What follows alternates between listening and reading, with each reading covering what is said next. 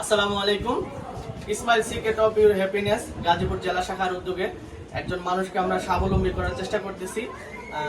সেই চাচা হচ্ছে একসময় ভিক্ষা করতো, আর্থিক অবস্থা খুবই খারাপ।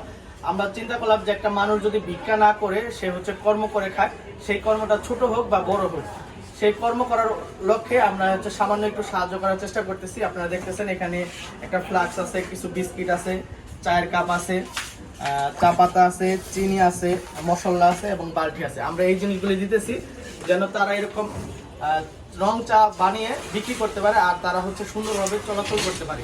এর জন্য হচ্ছে আমরা এই চাচাকে নির্বাচিত করেছি, চাচা যেন কর্ম করে খেতে পারে। চাচা আসসালামু আলাইকুম, আপনার নাম কি বাবা? সানু মিয়া। মাশাআল্লাহ। কাকা, আমরা তো ছাত্র মানুষ, আমাদের কিছু ভাই প্রবাসে আছে, আমরা দেশে আছি, আমরা সবাই মিলে আপনাকে সামান্য একটা উপহার দেওয়ার চেষ্টা করেছি। আমরা চাই যে আপনি এটা দিয়ে কর্ম করে খাবেন, কখনো আর ভিক্ষা করবেন না। আপনি আমাদের জন্য দোয়া করবেন। এটা পাই আপনার কেমন লাগতেছে বাবা?